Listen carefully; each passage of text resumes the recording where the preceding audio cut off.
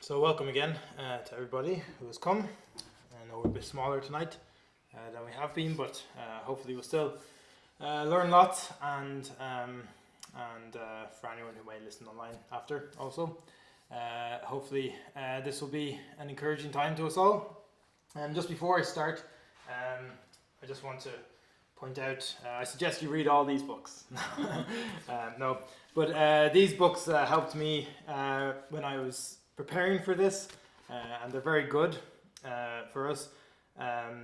This one here is written by a Christian about how Christianity has changed the world, and the things we take for granted are there. It's very easy to read, and there's spare copies out on the table out there if you'd like to take one.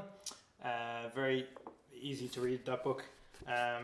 It's kind of based off this book, which is not written by a Christian. This is written by an atheist, but he's writing about how Christianity has changed the Western world. It's called Dominion, by a man named Tom Holland, and I read this, and it's a very, very good book, but it's very heavy.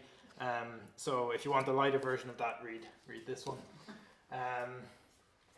Then this one here again is not by a Christian, but he's telling the story of how Christianity that came to Ireland through Patrick, who we're going to look at in a minute, that changed the whole of Europe, and through how Christianity spread to Europe from Ireland. And so again, very good one for our own land. And then these two books are on William Carey, who he was in India, and his work in India, and it spread to other parts of Asia as well. So if these are about the West and Ireland, then this is about Asia, I guess, and India, and especially this book here, again, shows how the Christian message that he brought actually changed a nation, not just a few people. So those are some of the books. If you want to borrow any of those, or there's a few more out there to take as well. So we want to look today at the question, is Christianity a problem or a solution? So some people will come and they'll say, well, Christianity, it's just a lot of lies. Someone said that as we advertise this topic, to say it's a lot of lies. You shouldn't be propagating that. Or some people will come and they'll say, it's stopping society from progressing. It's damaging society and holding it back. Or, it's going to, Christianity, when it's spread across the world, it's encouraged people to turn away from their other religions and trust in Jesus, and you should just leave people alone. And so it's a problem. Christianity is a problem, they say. But I'm going to argue today that actually there's no greater hope for the whole world than the message that Christianity has brought. And that is the solution to all our problems. But before we start, there are some bad examples that people sometimes bring up about how Christianity is a problem. It's an issue. It's not good for this world. So some of those are these here. The Crusades is one. The Crusades took place over a 200-year period. It was a military movement from Europe to the Muslim world at that time, which was Turkey, but mainly focused on Jerusalem. And there's 5 or 6 battles over that 200-year period. And so you might look at that and say, well, in those days there were lots of battles. Why is this such a problem? And the problem with the Crusades was that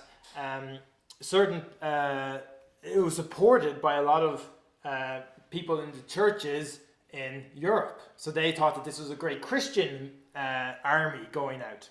And you can see even in this picture here, it's a bit hard to see, but the man has a cross on his vest. And along the way, in those crusades, sometimes there's a lot of cold-blooded killing going on as well. So people will say this is a problem. Now, we can't go into it in detail. If you want to talk about it afterwards, we can talk about it in detail. But the thing I want to suggest is that that's not Christian. To be Christian means to follow Christ. Now, Jesus Christ taught not to go about with a cross on your t-shirt and go kill people, but he said, take up your cross In other words, live a life that's sacrificial in love and nature towards other people. Not to take life, but to give your own life. And Jesus demonstrated this by the fact that he physically took up his own cross. He carried a cross up a hill and died on it at the hands of the Romans. So this is completely at odds with the Christian message. So the people who advocated for it were not doing so in line with Christian values.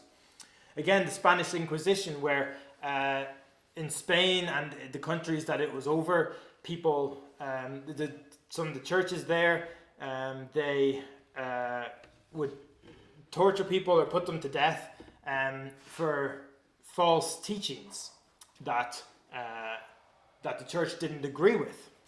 And it wasn't a very large number over that 350-year period, but nonetheless, there were people that were seriously hurt by this. So, again, was this something true? Well, Christianity would teach, Jesus himself taught, that we should learn from Jesus the nature of gentleness. Not anger against other people, but compassion. And we read, again, the Christian message says that we should teach people in all gentleness and humility. Not to teach people by torturing them. That's not what the Christian message teaches. So the people who did this, we'd say they weren't acting in line with Christian teachings. And again, very sad child abuse scandals that have rocked Ireland and America in particular over the past century in the Catholic Church. Again, is this something that we should look at and say, the Christian faith is wrong because these bad things happened? Well, no, Jesus taught that every single child is precious in the eyes of God.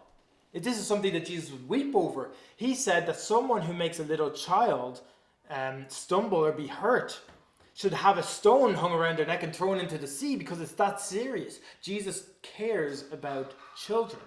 And so child abuse is not in line with that. These people are hypocrites who say these things and act against it. But that just shows the truth of the message. Because if we see that these people are not acting in the same way, then we know that there's something that they should be acting like. And so that's true. So these weren't really Christian. They weren't following Christ. But more than that, it shows us that it's not a problem with Christianity, because we could name lots of things across the world in every sort of religion, every sort of people, every country, every place where there's been terrible things have happened. Deaths have occurred, abuses, corruption, all sorts of things. But it shows us that there's a problem with mankind. All people everywhere are capable of doing these things. So those are some bad examples. These are some things that people would bring up as a problem, but are they really Christian? I would say no. But let's have a look at some better examples through history. And so we're going to go back in time with each of these. So one that's nearer our time is a man called William Carey, who is here, who I've already mentioned in those books there. William Carey left his home in England in 1792, and moved to India. Now, India at the time was ruled by the British East India Company, so it was a British rule over India, but they didn't want William Carey to go. In fact, they wouldn't let him go to India, so he had to go to one tiny bit called Serampore, which was ruled by the Dutch, because the British wouldn't allow him to be there, even though he was British, because they did not want the Indian people to hear the message that William Carey was going to bring. But he went to the Dutch part, Serampore, and what he did there was he did bring that message to India. He brought that message of life-changing news of Jesus Christ to the people of India. But not only that, he saw many lives changed. So not just people's hearts changed as they responded to the message, but also in that particular place at that time, women were terribly treated, but he advocated that women would be treated well. Widows were neglected by society, but he took care of widows. There was no hospitals for people with leprosy, but he looked after people with leprosy. He brought banking to India. He brought the railway to India. He brought the printing press to India. He helped India create its own paper industry, so they didn't have to rely on other nations to provide paper for them. He brought newspapers, and there's many more things I could go on and say that he did. You can read about them in this book here. But the point is that he cared about people's lives. He didn't want people to stay in their poverty or stay like this. He wanted to help them and to tell them the good news about how Jesus could change them. And in fact, he influenced this man here, who's very famous in India, Ram Mohan Roy, who is an Indian social reformer. He went and spent a lot of time with William Carey, and even though he fell out with him later in life, many of the social reforms that he brought into India were as a result of help from William Carey himself. And so India was changed because of that today, and India had William Carey on a stamp a few years ago in honor of him. So that's Asia. He did great work there. He also did lots of translation work. He translated the Bible into 39 languages and translated even Indian books like the Ramayana and other books into English so that people could learn, English people could learn about India and come to love the country too. We go back a bit further in time and we have these two guys who I kind of like. These guys were in the 8th century and in Europe, and their names are Alcuin and Boniface.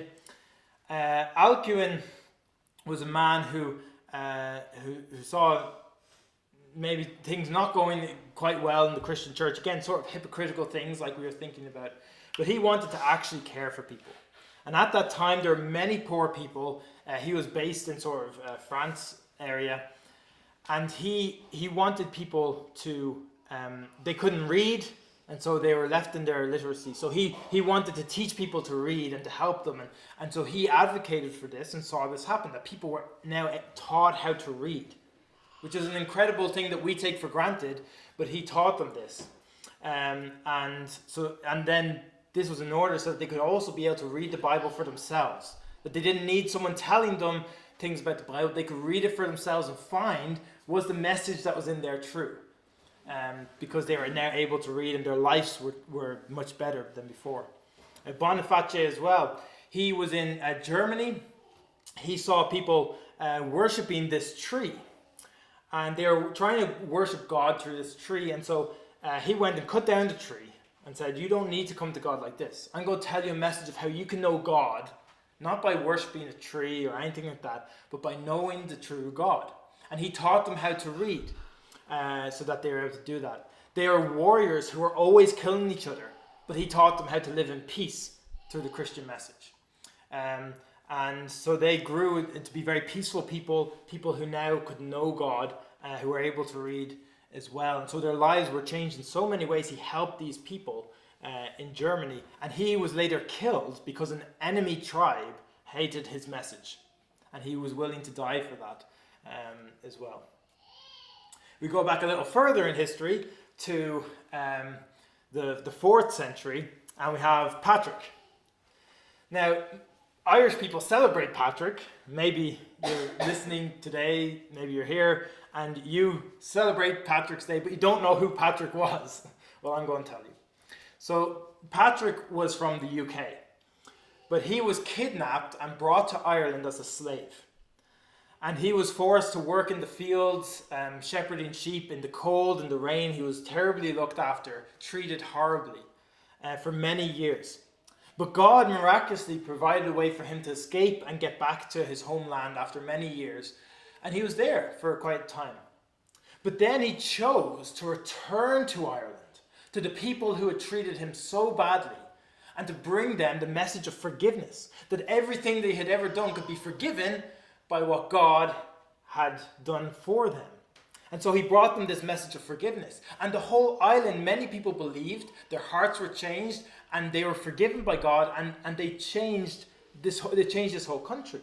But then people from this country who had heard the message of Jesus and been changed went to the whole of Europe, and they set up schools, and they helped the poor, and they preserved old books that we wouldn't have today if it weren't for these people who loved Jesus and brought that message to Europe. Europe was changed because Patrick brought the message of Jesus to Ireland.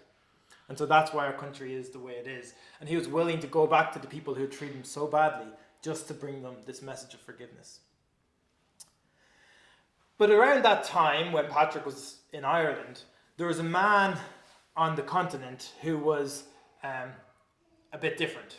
His name was Julian. Now, Julian was the nephew of a very famous emperor who had become a Christian, whose name was Constantine, and this was his nephew. And Constantine had made sure that people learned the Christian message and were applying it. So Julian grew up seeing things like the poor being looked after, or widows being helped, or women being treated with dignity. Because around about, in Rome at that time, women were treated like property. You could do whatever you wanted to a woman because she wasn't valued in the eyes of Roman society. But he saw women being treated well. The poor were just left on the sides of streets. Nobody cared for the poor. But he saw the poor being cared for, and he thought that this was normal. He didn't realize that this was because it was Christians who were doing it. But he rejected the Christian message. He said, I don't want to hear this. And he was very anti-Christians. He was antagonistic against them. So he went to this particular place in Galatia, and there was a temple there to a goddess. And he went to the priest, and he looked around this city where this temple was, and he said, all the poor people out here are just lying on the streets. Why aren't you looking after them? He said to the priests of this temple to this goddess. And he's like, we should be looking after them. Surely we've always looked after them. And the priest said, no, we've never looked after the poor. Why would we look after the poor? Our goddess, she doesn't care about poor people. Why would we care about poor people? And suddenly Julian realized that it was the Christians who cared about the poor people. It wasn't a normal thing in society, because the Christian God cared about poor people. And he said this, he said, how apparent it is to everyone, how shameful, that our own people lack support from us. No Jew ever has to beg, and the impious Galileans, in other words, these Christians that I hate, we don't look after our poor, but the Christians look after not only our poor, and not only their own poor, but ours as well. They don't only look after their own poor, they look after ours as well. The Christians were just doing this everywhere. And I wonder sometimes if we just assume that the world is the way it is because that's what's normal. We're a bit like Julian sometimes. We think that's normal. But actually, the Christian message is one that has changed the world. And we don't realize that we're living under it. That there's people in the past who brought the message of Jesus and it changed whole countries. And we are now living in that, under those things, and we assume that it's normal that we should look after the poor. But no one believed that until the Christians showed that God cared for the poor. That we should look after women, that they are equal and should be dignified. That they're equal with men, not property. But we assume that that's normal, but actually, nowhere knew that. Nowhere treated women right until Christians came and showed this is the way God values women because they're made in the image of God. And many other things like that. I wonder if we're sometimes assume the same thing as Julian, that this is normal, when actually we live under a world that has been changed by Christianity. And I don't have time to tell you of friends that I have in every corner of the globe, even now. People who have left their homes in Ireland or England or America, people who are from these countries, who are teachers or doctors, who have chosen to leave well-paying jobs to take very low-paid jobs in order to look after people like the poor or the sick, who nobody else is caring for, who have sacrificed money, who have sacrificed time, who have sacrificed their lives, people who have died so that they could look after the poor and the needy in all corners of the earth, and to bring the message of Jesus Christ that can change a heart as well to this world. But I don't just want to leave it there. I don't just want to say Christianity has done a lot of good for the world. Okay, no one can deny that if you look at the facts of history. Even this atheist, Tom Holland, he can show us that. That's not what I want to leave us with. I want to ask the question, why? Why is it that Christians have done this for the last 2,000 years? Why is it that they've done that? So I want to ask a question. Some of you have seen this before. What would you do with this car? It's broken down, it's rusty, it's, falling apart, it's lying in the field, it's overgrown. What would you do with this car? You have two options. One option is you could crush it. You say, I don't care about this car, it's broken. I'll destroy it. Okay? You could do that if you didn't care about it. Or the other option you could do with the car is this. And this is the same car, right? I promise. Someone took the time to put money and effort into this car and to make it what it was meant to be. To clean it and to make it right again and to make it beautiful again. And to make it working again. They took time and effort to do that because they cared about the car. Well, God made this world good. He made it very good. He said he is good and he was pleased with what he had made when he created this world. But when we look around us today at the world, it's very broken. There's wars always in our newspapers. There are earthquakes, diseases, COVID-19, all sorts of things. We look around us and the world is a broken place. It's not always very good. But then we don't just look around, we look inside and we find that not only is the world broken, but our own hearts are broken. Because we don't always do the things that we want to do. Things that other people have done to us have broken our hearts. Things that we've done against other people have broken our hearts. Our hearts do many wrong things. We think things that we don't want to think. We say things that we don't want to say, and they all come from our hearts. Our hearts are broken. So the world is broken, but also we are individuals, and we are broken inside. But then we look around, it's broken. We look inside, and it's broken. We look upward, and our relationship with God is broken. And that is why we try many things to try to get to know God. How can I know God? Because if I know God, maybe he can fix these things. He can fix the broken heart. He can fix the broken world. And maybe we think if we pray more, or we do more good things, or we do some worship more, then somehow we can fix this relationship with God. But all these things are broken. Well, what we found with Julian was that he found out that the reason that Christians cared for people was because God cares for people. And being separated from God is what causes our broken hearts in this broken world. But the life-changing message that the people were bringing was that God cares. Not just that we care. So if I go somewhere and I help a poor person, that's good. But the more important thing is that not just that I care for that person, but God cares for that person. And the goddess that those other people have didn't care for the people. There was poor people lying all about. Why would they help them? But the one true God, he cares for people. And so because he cares for people, he came down. He came into this world to sort out the problem. And that is an amazing thing. We couldn't reach God, but God came to sort out this broken world. He came to restore it and make it right again. And it wasn't like we expected at all. He came down not as a great military leader. He could have been a military leader. He's God. He could have been anything. He could have been a great king.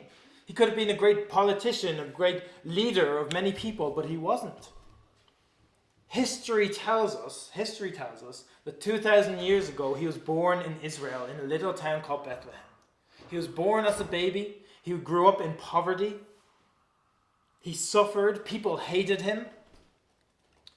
His name was Jesus, but this was God coming to this world to fix what was broken. And then one special night, as he'd grown up, he was 32 or 33 years old, and he was with his friends, just like maybe in a room like we are now. And it was the servant's job to come in and wash the people's feet. But Jesus, there's no servant around, so Jesus, the one who is God come into this world, he took the bowl of water and acted as a servant and washed his friends' feet. You wouldn't expect God to do that for people, but this is what Jesus did. Then, that same night, he was betrayed by one of his friends, he was arrested, he was tortured, and he was nailed to a cross and killed. A torturous, horrible death. And why would God do this? Why would he do this? He died on that cross as an act of service for you and me, an act of love for you and me. He chose to do it. He said, I'm giving my life.